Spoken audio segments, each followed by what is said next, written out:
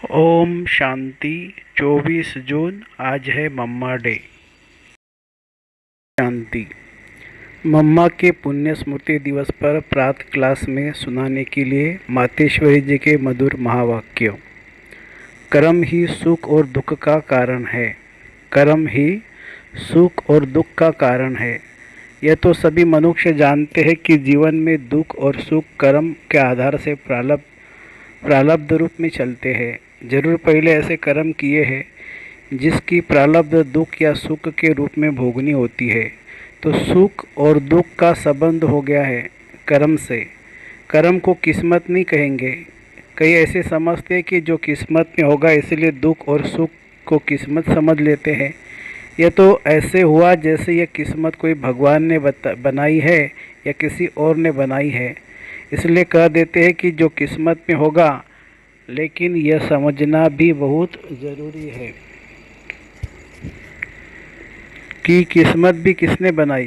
किस्मत कोई परमात्मा ने नहीं बनाई है। ऐसे भी नहीं कि किस्मत कोई पहले से ही बनी पड़ी है। नहीं, ये दुख व सुख जो मनुष्य भोगता है, उस दुख सुख को बनाने वाला भी मनुष्य ही है। क्योंकि कर्म करने वाला मनुष्य है, इसलिए यह रिस्पॉन्सिबिलिटी अपनी हो गई। जो करनी सो भरनी, यह तो कॉमन कहावत है। और जो करेगा सो पाएगा। गीता में भी वर्णन है कि जीवात्मा अपना ही मित्र है और अपना ही शत्रु है। ऐसे नहीं कहा कि तुम्हारा शत्रु है, मैं तुम्हारा मित्र हूँ। नहीं, जीवात्मा अपना शत्रु और अपना मित्र है। इसलिए अपने साथ मित्रता और अपने साथ शत्रुता, दुख और सुख करने वाला खुद मनुष्य हुआ। तो यह बात इतनी स्पष्ट है कि दुख सुख का रिस्पॉन्सिबल मनुष्य खुद अपने आप है। इसलिए जब किसी भी रूप में दुख आता है तो उसको भगाने की कोशिश करते हैं। कोई लड़ाई झगड़ा खड़ा हो जाता है तो उसको ख़त्म करने की कोशिश करते हैं। इसमें किसी किसी को अकाले मृत्यु भी हो जाता है तो भी दुख होता है, तो समझते कि पता नहीं मेरे साथ ऐसा क्यों हुआ। फिर उसी वेग में जोश में आकर भगवान को भी गाली देने लग पड़ते हैं। अभी तुम्हारे आगे यह जो बातें आई है, यह किया किसने? यह अकाले मृत्यु जो आया, यह जो रोग के रूप में दुख आया, क्या यह भगवान ने किया? यह जो लड़ाई झगड़े संसार में जितने भी दुख के कारण है, क्या वह सब भगवान ने किए? अरे भगवान जिसको कहते हो दुख हरता सुख करता, इसलिए तो जब कोई भी दुख आता है तो उनको याद करते हो। शरीर को रोग लगता है तो भी कहते हैं हे भगवान, दुख में उनको ही याद करते हो। अगर उसी ने दिया है तो दुख देने वाला है, उसको क्या करना चाहिए बताओ भला? यह भी तो सोचना चाहिए कि दुख के समय जो याद आता है उनके लिए तो कह भी सकते हैं कि यह दुख उसने दिया। यह भी तो समझने की बात है। जब याद करते हैं तो ज़रूर उनका संबंध हमारे साथ कोई दूसरी बात का है, ना कि दुख देने का है। इससे सिद्ध होता है कि दुख का कारण अथवा इसका रिस्पॉन्सिबल कोई और है। उसमें भी कोई तीसरा तो है नहीं। एक मैं और दूसरा मेरा रचता, बस दो ही चीज़ें हैं ना। एक मैं उनकी रचना या उनकी संतान कहो, और दूसरा है बाप। तो या बाप रिस्पॉन्सिबल है या मैं रिस्पॉन्सिबल हूँ। लेकिन जब मेरे पास दुख आता है तो मुझे दिखाई ऐसे पड़ता है जैसे उस रचता ने ही मुझे दुख दिया है। अंदर से लगता है कि वो तो सारा सुखदाता है। जैसे सुख के लिए सहारा मांगते हैं कि भगवान ये दुख दूर करना, भगवान मेरी आयु बड़ी करना। देखो आयु के लिए भी मांगते हैं, तो आयु की भी, दुख की भी, शरीर के रोगों को भी। और जो लड़ाई झगड़े कोई भी ऐसा अशांति का कारण आता है तो भगवान से मांगते हैं। कोई बच्चा ऐसा होता है तो भी कहते हैं भगवान इसको सुमत देना। तो मत भी उनसे मांगते हैं। किसी भी बात से जब कुछ दुख या कष्ट होता है तो कष्ट में याद भी उसे करते हैं और उसकी मांग भी उससे करते हैं। जब उससे ही मांग करते हैं तो ज़रूर वह उसका दाता है और वही हमको सुख देने वाला है। मानो इन सब बातों का इलाज केवल उनके पास ही है। ऐसे सिर्फ याद नहीं करते हैं, उनके पास इलाज है। तो यह सभी हमारी जो हैबिट चलती है, भले जानते हैं या नहीं जानते, लेकिन भगवान को दुख के समय याद ज़रूर करते हैं। कोई भी बात होती है तो मुख से निकलता है, ओ माय गॉड। भले कोई जाने न जाने कि वह गॉड कौन है, क्या है, पर मुख से निकलता ज़रूर है। तो यह भी समझने की बातें हैं कि आखिर कि हम जिसको याद करते हैं, क्या उनका हमारे इन सभी दुखों से कोई कनेक्शन है? क्या वह दुख का दाता है या उनका कनेक्शन सुख देने से है? यह तो हमारी याद से भी सिद्ध हो जाता है कि उनका कोई दुख देने का काम है ही नहीं। अगर देता तो याद क्यों करते? दुख देने वाले के लिए तो अंदर गुस्सा आता है, सोचते हैं कि इसके लिए पता नहीं क्या करें। परंतु भगवान के प्रति तो सदा और दुख के समय तो खास प्रेम आता है। अंदर से आता है कि जैसे वह हमारा कोई बड़ा मित्र है। अंदर वह खुशी आती है तो ज़रूर उनका हमारे साथ सुख का संबंध है, तो दुख का कारण ज़रूर कोई और है। अभी और कोई तीसरा तो है ही नहीं। एक मैं, दूसरा वह तो ज़रूर रिस्पॉन्सिबल हुआ।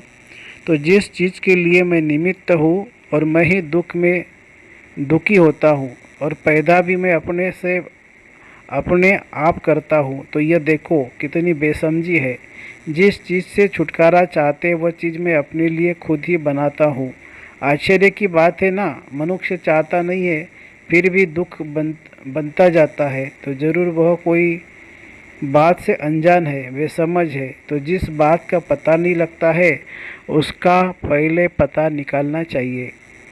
ज़रूर मुझे उसकी कुछ नॉलेज होनी चाहिए, तो इसी समझ की पहले खोज करनी चाहिए। परंतु आश्चर्य कि आज तो ऐसी बात समझने के लिए भी देखो कई बेचारे कितने बहाने देते हैं।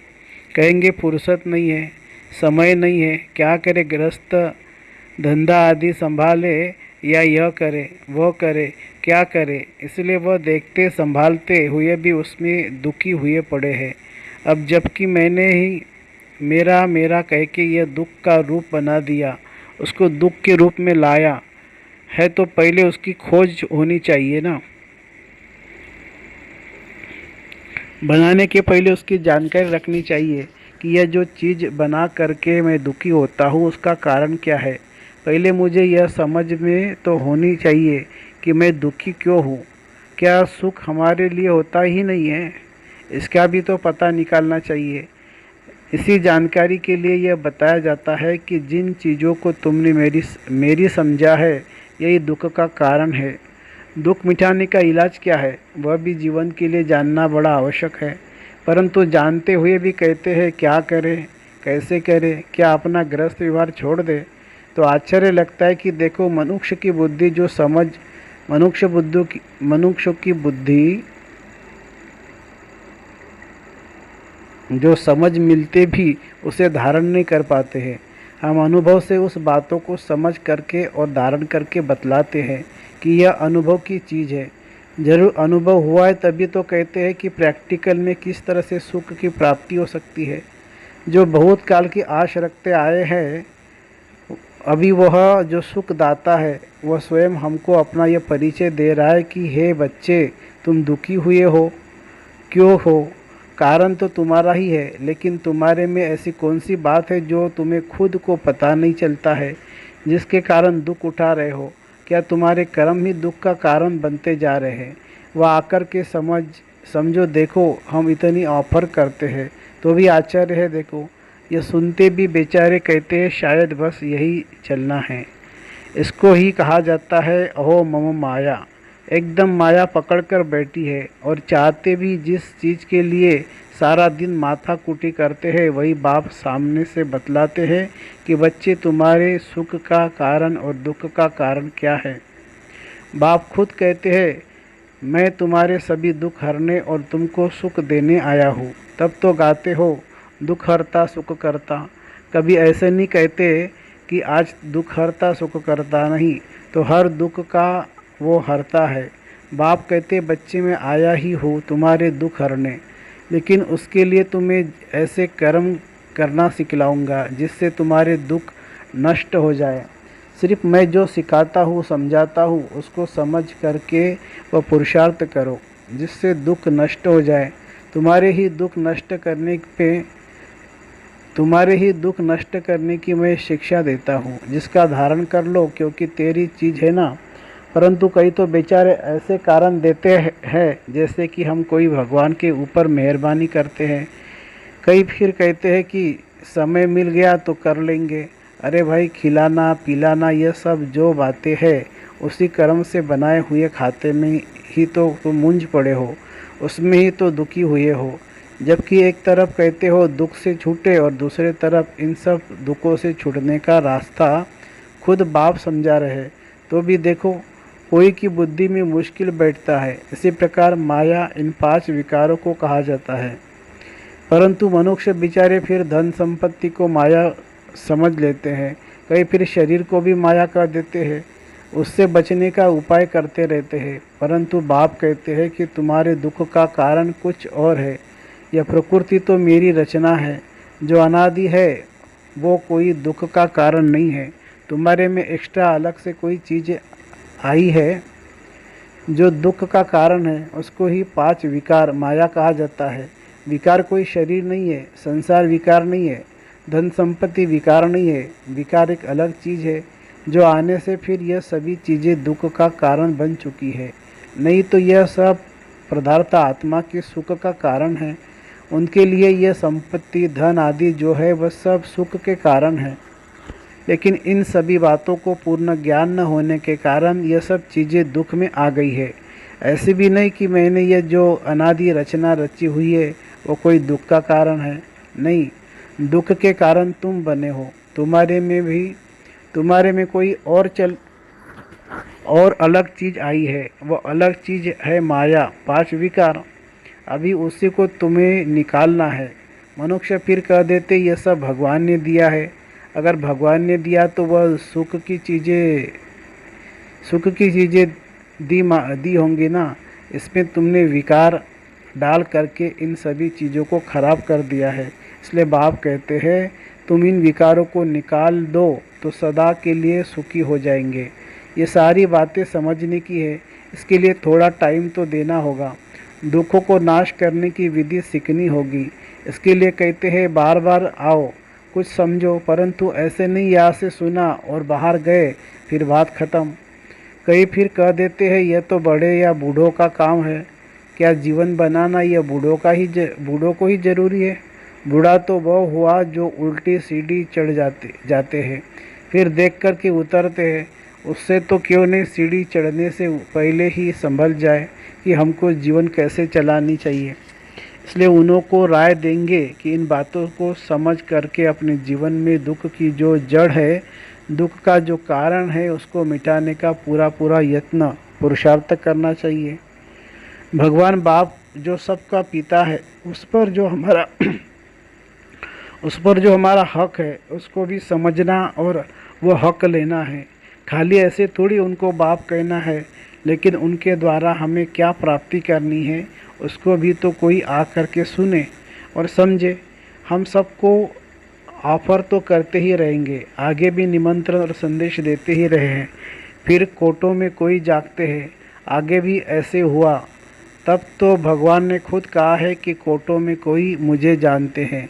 तो यहाँ आकर के इस चीज़ को समझ करके और कुछ धारण करने की बातें करो। एक ही दिन में ये सब बातें समझाने में नहीं आ सकती है। अच्छा, मीठे मीठे बच्चों प्रति याद प्यार और नमस्ते। हम रूहानी बच्चों की रूहानी माता पिता बाप दादा को याद प्यार, गुड मॉर्निंग और नमस्ते बाबा, नमस्ते मम्मा, नमस्ते।